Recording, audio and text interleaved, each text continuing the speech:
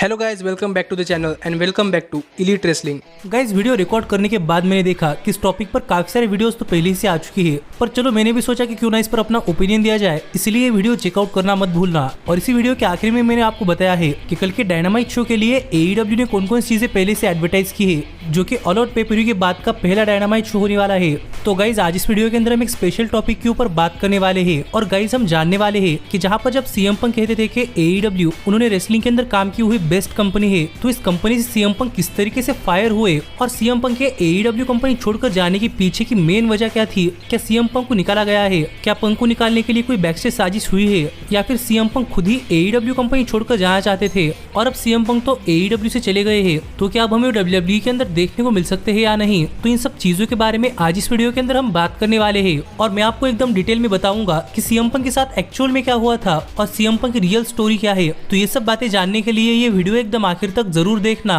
और ऐसे ही AEW से रिलेटेड हर एक न्यूज, रूमर और अपडेट और AEW के हर एक शो का रिव्यू पाने के लिए हमारे चैनल को सब्सक्राइब करना मत भूलना। पर सबसे पहले अगर आपको लग रहा है कि CM पंक को फायर करना शायद ये AEW की एक काफी बड़ी स्टोरी लाइन होगी, तो मैं आपको बताना चाहूंगा कि ऐसा नहीं है। AEW ने ऑफिशियल स्टेटमेंट रिलीज किया है कि AEW ने CM पंक को फायर कर दिया है। पर अब ज्यादा देर न लगाते हुए चलिए ये वीडियो शुरू करते हैं और जानते हैं कि पंक की AEW के अंदर एक्चुअल स्टोरी क्या रही है। तो सरप्राइजिंगली साल 2021 के अंदर CM पंक और AEW इनके बीच में बातचीत फिर एक बार शुरू हुई और एक सीक्रेट मीटिंग के बाद फाइनली हमें साल 2020 में AEW के नए रैम्प शो के second special edition the first dance पर CM पंक का AEW के अंदर डेब्यू देखने को मिला, जो देखने के लिए रेसलिंग फैंस काफी सालों से इंतजार कर रहे थे, क्योंकि 7 साल से हर एक रेसलिंग अरीना के अंदर CM पंक के चैंट्स हो ही रहे थे। और देखा जाए तो CM पंक का रिटर्न काफी जबरदस्त रहा और इस पर काफी मिक्स रिएक्शन आ रहा था, क्योंकि सब लोग कह रहे थे कि पंक के लिए ये काफी ग्रेट चीज होगी और कुछ लोगों का मानना था CM पंक सिर्फ इनिशियल दिनों के अंदर काफी खुश रहेंगे। और हुआ भी कुछ वैसा ही, क्योंकि शुरुआती के अपने कुछ इंटरव्यूज के अंदर अपने AEW रन के बारे में बात करते हुए CM पंक ने काफी अच्छी बातें कही कि AEW उन्हें काफी पसंद है और CM पंक भी काफी हैप्पी है। और यहीं पर CM पंक ने अपने इनिशियल दिनों के अंदर AEW के अंदर डार्बी एलन के खिलाफ बहुत ही बढ़िया राइवलरी दी, अपना फर्स्ट मैच भी जीता। आगे उन्होंने एडी किंगस्टन के साथ काफी बढ़िया राइवलरी दी, एडी किंगस्टन को भी हरा दिया और MJF के साथ भी एक काफी बढ़िया राइवलरी देकर CM पंक ने AEW के अंदर एक ड्रीम राइवलरी के अंदर भी काम किया और फाइनली MJF को भी हरा दिया। और अब तक तो सब चीजें एकदम नॉर्मल चल रही थी और पूरा का पूरा रेसलिंग वर्ल्ड CM को काफी अप्रिशिएट कर रहा था और पंक के चलते AEW का भी काफी अच्छा फायदा हो रहा था। पर इसी बीच एक काफी सरप्राइजिंग चीज हुई कि जब CM पंक अपने इस काफी बढ़िया रन के ऊपर जा रहे थे तो फैंस ने कुछ चीजें नोटिस की, जैसे कि AEW रेसलर कोल्ट कैबाना, जो कि CM पंक की कंपनी ज्वाइन करने से भी पहले AEW के लिए काम कर रहे थे, तो CM पंक के आने के बाद सरप्राइजिंगली डायनामाइट शोज पर दिखना कम हो चुके थे और एक टाइम के लिए तो डायनामाइट शोज छोड़कर सबको सरप्राइज करते हुए फिर एक बार टोनी खान ने नए से खरीदी हुई कंपनी यानी कि रिंग ऑफ ऑनर के अंदर चले गए, जो देखकर काफी सारे फैंस काफी सरप्राइज थे और सस्पिशियस भी थे कि शायद CM पंक की वजह से तो ये सब चीजें नहीं हो रही। क्योंकि आपको अगर CM पंक और कोल्ट कैबाना की हिस्ट्री नहीं पता तो मैं आपको शॉर्ट में बताना चाहूंगा कि WWE से रिलीज होने के बाद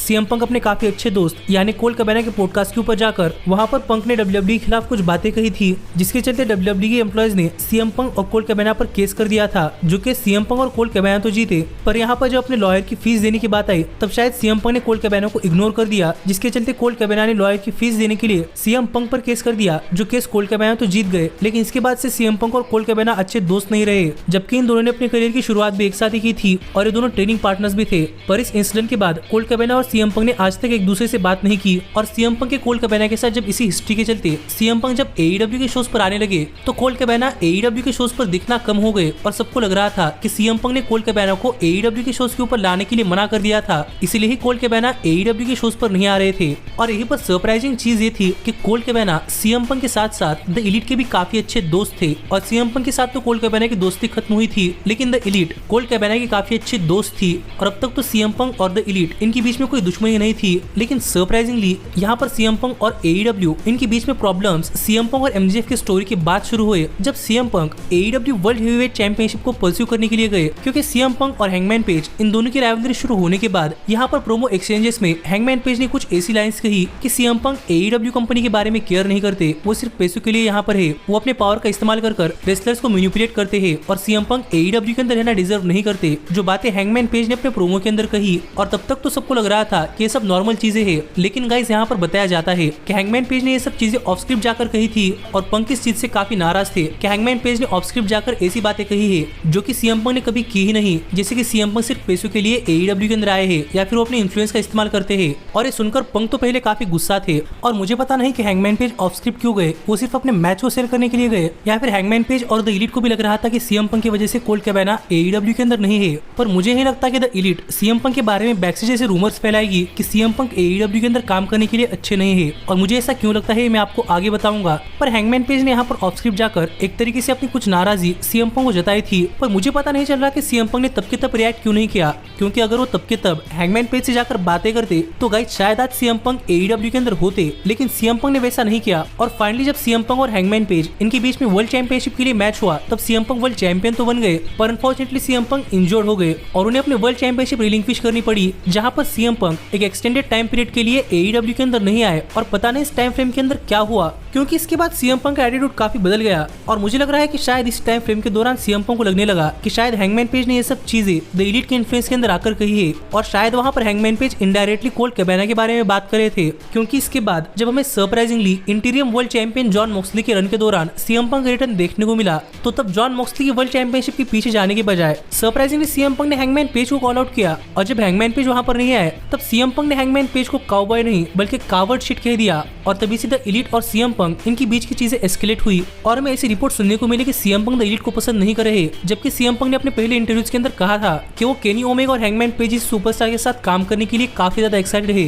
इसके बाद भी चीजें नॉर्मल ही चल रही थी, लेकिन आखिरकार जब सीएम पंक ऑल आउट पे पर जॉन मॉक्सली को हराकर वर्ल्ड चैंपियन बने तब सीएम पंक का एक काफी बड़ा आउटबर्स्ट हुआ, और ऑल आउट पे के मीडिया स्क्रम के अंदर बात करते हुए सीएम पंक ने कुछ ऐसी चीजें कही जो सुनकर यहाँ पर काफी सारे लोग काफी गुस्सा होने वाले थे, क्योंकि यहाँ पर बात करते हुए पंक ने सबसे पहले ये क्लियर कर दिया कि सीएम पंक ने कभी भी कोल्ट कैबाना को AEW के शोज के ऊपर आने के लिए मना नहीं किया और उन्होंने अपने पावर का इन्फ्लुएंस नहीं किया, और ये सब गलत चीजें द एलीट सीएम पंक के बारे में मीडिया के अंदर फैला रही है, क्योंकि कोल्ट कैबाना उनके काफी अच्छे दोस्त थे, जबकि सीएम पंक ने ऐसा कुछ नहीं किया। और ऐसी बातें कहते हुए सीएम पंक ने यहाँ पर द एलीट को पूरी तरीके से रोस्ट कर दिया, और यहाँ पर सीएम पंक फिर एक बार ऑफ स्क्रिप्ट गए थे। पर मुझे यहाँ पर फिर एक बार जानना है कि अगर सीएम पंक को द एलीट से प्रॉब्लम थी तो बैकस्टेज आकर डायरेक्टली द एलीट से क्यों नहीं मिले, और पंक की प्रॉब्लम काफी पहले से शुरू हुई थी, तो सीएम पंक ने ये सब चीजें एड्रेस करने के लिए वर्ल्ड चैंपियन बनने तक का इंतजार क्यों किया? क्या सीएम पंक को लग रहा था कि अगर वो वर्ल्ड चैंपियन बनने के बाद ये सब चीजें एड्रेस करते हैं तो उन्हें कोई हाथ नहीं लगा पाएगा क्योंकि वो वर्ल्ड चैंपियन है? पर इसके बाद तो आप सब लोगों को पता ही था कि सीएम पंक और द एलीट इनके बीच में सीएम पंक की इन बातों की वजह से बैकस्टेज में एक काफी बड़ी फाइट हुई,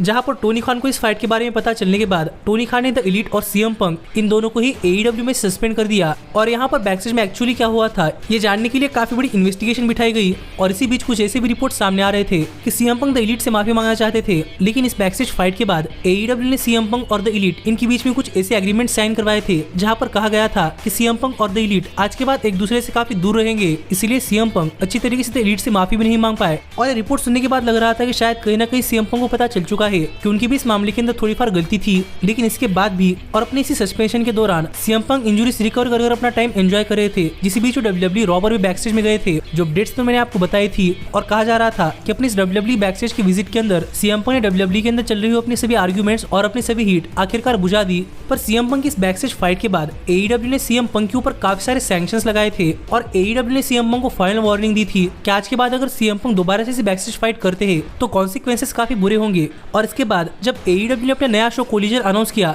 तब सीएम पंक कोलिजन शो पर वापस आए, और AEW ने सीएम पंक और द एलीट इनके बीच में कॉन्ट्रैक्ट भी साइन करवाया था कि दोनों एक दूसरे के साथ नहीं रह सकते, इसलिए टोनी खान ने सरप्राइजिंगली कोलिजन शो पूरा का पूरा सीएम पंक के लिए डेडिकेट कर दिया, और कोलिजन शो का पूरा कंट्रोल एक तरीके से सीएम पंक के हाथ में था कि सीएम पंक कौन से सुपरस्टार्स को कोलिजन शो पर देखना चाहते हैं, शो पर क्या क्या चीजें होनी चाहिए, शो पर क्या क्या चीजें बुरी है, क्या क्या अच्छी है, ये सब चीजें एक तरीके से सीएम पंक मेनली कंट्रोल कर रहे थे। और अगर सीएम पंक के कमबैक के बाद आपको लग रहा है कि सब चीजें नॉर्मल थी, तो मैं आपको बताना चाहूंगा कि चीजें नॉर्मल नहीं थी, क्योंकि कोलिजन शो पर कमबैक करने के बाद भी CM Punk Collision show of Edge जाने के बाद हैंगमैन पेज पर शॉट्स ले रहे थे, जिससे तो हम समझ सकते थे कि सीएम पंक अब भी इस बैकस्टेज फाइट से अच्छी तरीके से नहीं उभरे। और इसी बीच कोलिजन शो पर कुछ ऐसे सुपरस्टार्स भी थे जिन्हें सीएम पंक से कोई प्रॉब्लम नहीं नहीं थी, जैसे कि रिकी स्टार्स, FTR और जैक पेरी। पर यही पर जैक पेरी का हाल फिलहाल में हील टर्न हुआ था, तो अपने इस हील टर्न के अंदर जैक पेरी अपने कैरेक्टर को एनहांस करने के लिए कोलिजन शो पर एक टाइम के लिए एक बैक स्टेज सेगमेंट के अंदर एक रियल ग्लास का इस्तेमाल करना चाहते थे। पर सीएम पंक ने Edge a veteran Jack Perry को एडवाइस दी कि उन्हें रियल ग्लास का इस्तेमाल नहीं करना चाहिए, क्योंकि उनकी बॉडी के ऊपर काफी हार्म करेगा। और इस चीज को लेकर जैक पेरी और सीएम पंक इनके बीच में थोड़ी बार बैक स्टेज आर्गुमेंट्स भी हुए, लेकिन फाइनली जैक पेरी ये बात मान गए। बोरो इस चीज से कहीं ना कहीं नाराज थे कि उन्हें रियल ग्लास इस्तेमाल करने के लिए नहीं मिल रहा।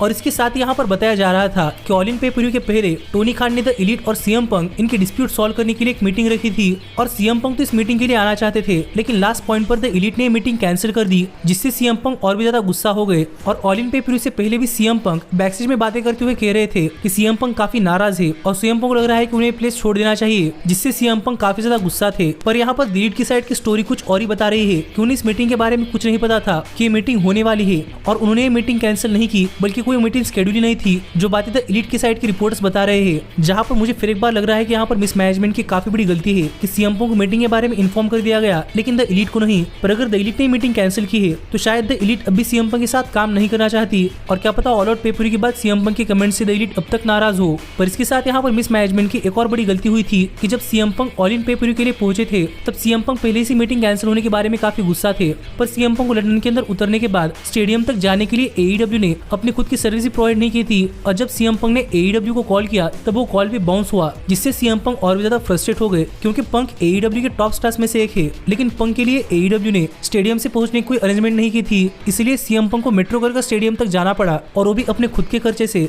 जिससे सीएम पंक टोनी खान पर नाराज थे। और ऑल इन पेपर से पहले तक सीएम पंक और टोनी खान इनके बीच में कोई बातें नहीं हो रही थी, और इसके बाद जो AEW कंपनी का ऑल इन पेपर हुआ, तो वहाँ पर अपने मैच के अंदर सीएम पंक ने तो नहीं, लेकिन AEW ने जैक पेरी को रियल ग्लास का इस्तेमाल करने के लिए परमिशन ग्रांट कर दी, जहाँ पर जैक पेरी ने रियल ग्लास का इस्तेमाल भी किया। लेकिन जैक पेरी ने यहाँ पर कैमरा की तरफ बात करते हुए कहा कि ये रियल ग्लास है, कोई शुगर ग्लास नहीं, जबकि तब सीएम पंक रियल ग्लास की जगह शुगर ग्लास का इस्तेमाल करने के लिए कह रहे थे। और जैक पेरी के कमेंट सुनकर सीएम पंक काफी गुस्सा हो गए, और जैसे ही जैक पेरी का मैच खत्म हुआ और वो बैकस्टेज गए, तब जैक पेरी और सीएम पंक एक दूसरे के आमने सामने आए, और सीएम पंक ने जैक पेरी से पूछा कि क्या जैक पेरी को सीएम पंक से कुछ प्रॉब्लम है। और यहाँ पर डायरेक्टली ना कहने के बजाय जैक पेरी ने अपने हील कैरेक्टर को एनहांस करने के लिए पता नहीं क्यों, लेकिन जैक पेरी बैकस्टेज में सीएम पंक के मुंह के सामने जाकर खड़े हो गए, जहाँ पर सीएम पंक ने पहले तो जैक पेरी को धक्का देकर दूर किया, और जब जैक पेरी फिर एक बार सीएम पंक के पास आ रहे थे तो पंक ने यहाँ पर जैक पेरी पर पंच भी लगाया और जैक पेरी को चोक भी कर लिया। और सीएम पंक की last backstage fight Tony Khan की नजरों के पीछे हुई थी, पर इस बार ये फाइट एकदम टोनी खान के सामने हुई थी, जहाँ पर गोरिल्ला पोजीशन के अंदर ये दोनों सुपरस्टार्स फाइट कर रहे थे।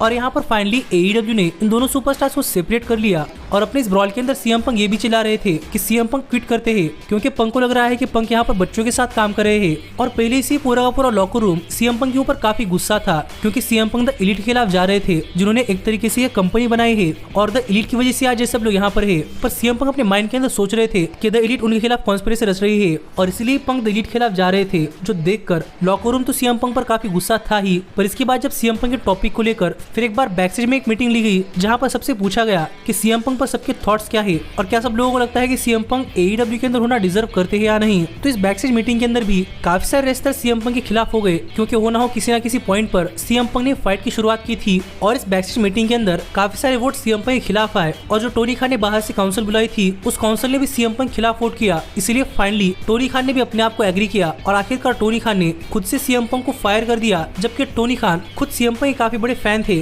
पर पंक का बैकस्टेज में चेंज हुआ एटीट्यूड देखकर आखिरकार टोनी खान ने भी यहाँ पर सीएम पंक पर एक काफी बड़ा एक्शन लिया, जहाँ पर काफी सारे लोग टोनी खान को पहले काफी क्रिटिसाइज कर रहे थे, क्योंकि टोनी खान ने पहले ही सीएम पंक पर कोई सैंक्शंस नहीं लगाए थे, और सीएम पंक ने अपने टॉप पोजीशन का इस्तेमाल अच्छी तरीके से किया। और गाइस ये पूरी की पूरी स्टोरी आपको बताने के बाद मैं आपसे पूछना चाहता हूँ कि आपको यहाँ पर क्या लगता है कि सीएम पंक इसके अंदर गलती है, या फिर सीएम पंक अपने माइंड के अंदर खुद से कॉन्स्पिरेसी थ्योरी बना रहे हैं। पर जहाँ तक बात है मेरी, तो गाइस मुझे लगता है कि सीएम पंक का ईगो उनके लिए काफी बड़ी प्रॉब्लम बन रहा है, क्योंकि सीएम पंक तब तक ही खुश रह रहे हैं जब तक कि सब चीजें उनके अकॉर्डिंग जाती है, और जब भी कभी चीजें सीएम पंक के खिलाफ जाती है तो सीएम पंक प्रेशर अच्छी तरीके से हैंडल नहीं कर पाते, और सीएम पंक आउटब्रस्ट हो जाते हैं, जो चीजें बाद में खुद को ही सीएम पंक को हर्ट करने के लिए आती है। और प्रोबेबली ये सब चीजें सीएम पंक खुद के नेचर की वजह से हो रही है, ऐसा मेरा मानना है, क्योंकि मुझे नहीं लगता कि द एलीट सीएम पंक के पीठ पीछे ये सब चीजें करेगी, क्योंकि मैट और निक जैक्सन भी दोनों ही सामने जाकर बात करने में बिलीव करते हैं, क्योंकि अगर ऐसा नहीं होता तो यंग बक्स ऑल आउट पे-per-view के अंदर सीएम पंक के लॉकर रूम के अंदर बस्ट करते ही नहीं और बैकस्टेज फाइट होती ही नहीं। पर मुझे लग रहा है कि जब सीएम पंक इंजर्ड थे और वो घर पर रिकवरी कर रहे थे,